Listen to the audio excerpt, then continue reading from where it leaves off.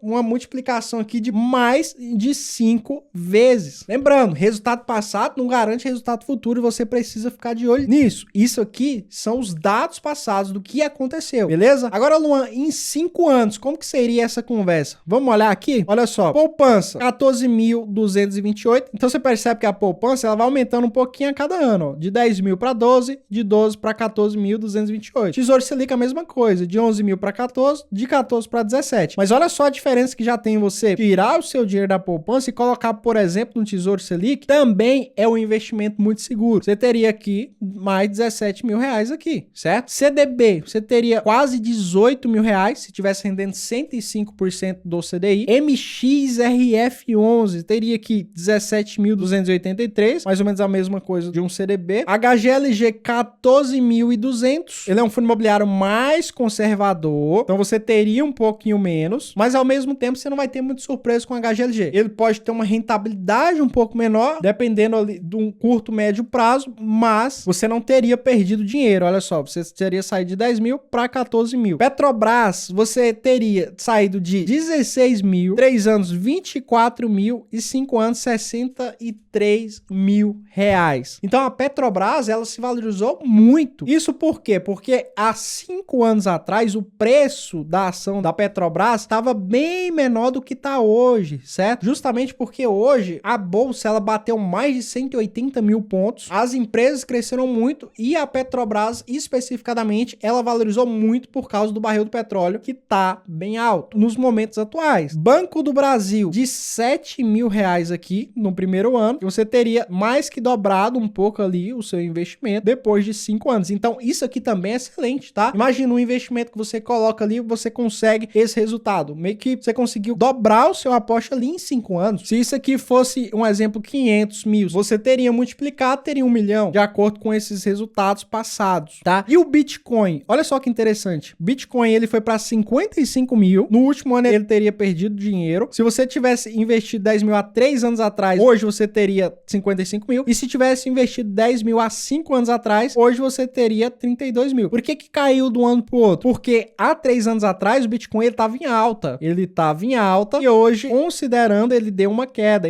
O Bitcoin, ele tá mais ou menos 390 mil reais no momento que eu tô gravando esse vídeo. Então, ele já bateu a casa dos 600 mil reais. Então, hoje, ele tá num valor muito menor. Ah, Luan, então quer dizer que é um investimento ruim? Não. Talvez seja o momento para você pensar em comprar mais, certo? Porque se ele bateu a casa de 600 mil, quem sabe ele não chega em 1 milhão, 2 milhões, e hoje ele tá num valor bem menor. Então, quando você acredita no ativo, o que que você faz quando cai? Você precisa comprar mais, porque dessa forma você vai estar comprando mais barato, certo? E agora, olha só, o que que fica de aprendizado para esse vídeo? Coloca na sua cabeça. Luan, eu vi aqui, então quer dizer que a Petrobras aqui é o melhor investimento que tem? Olha só, você precisa diversificar a sua carteira. Tem estudos mostrando que a longo prazo, não só você escolher o ativo, mas o que vai fazer muita diferença na sua carteira é você diversificar e escolher ativos de diferentes classes. Então, você pode ter fundo imobiliário, pode ter ali ações, pode ter uma criptomoeda, pode ter investimentos de renda fixa, porque dessa forma você vai estar muito mais protegido e exposto de uma forma mais equilibrada. Então, o que eu sempre falo para meus alunos é isso: você precisa diversificar a sua carteira. E se você quiser aprender mais sobre investimento, vou deixar um link aqui embaixo. Eu tenho uma plataforma completa onde eu ensino do zero ali tudo que você precisa saber para você começar a investir com consciência, sabendo o que você está fazendo, entendendo sobre tudo, o que é uma inflação, entender mais o mercado. É para quem quer de fato se aprofundar e dominar esse jogo, tá? Aprender de forma raiz como você pode fazer bons investimentos de acordo com aquilo que você está procurando, beleza? Se você chegou até aqui, para pensar, pensa 2 segundos. Esse vídeo ele te ajudou? Você gostou desse vídeo? Foi didático? Foi bom para você? Agregou em alguma coisa? Se agregou, só vou te pedir uma coisa: para você se inscrever no canal, para você não perder mais, pra você continuar aprendendo, para você deixar o like nesse vídeo. Pode deixar também aqui um comentário aqui embaixo que eu vou ler todos os comentários, e também tem meu Instagram para você seguir lá, Luan César, porque eu também posto muito conteúdo lá no meu Instagram, beleza? Espero que eu tenha te ajudado. Deixa o like, se inscreve no canal. Eu fico por aqui, te vejo no próximo vídeo. Até a próxima, fiquem com Deus e tchau!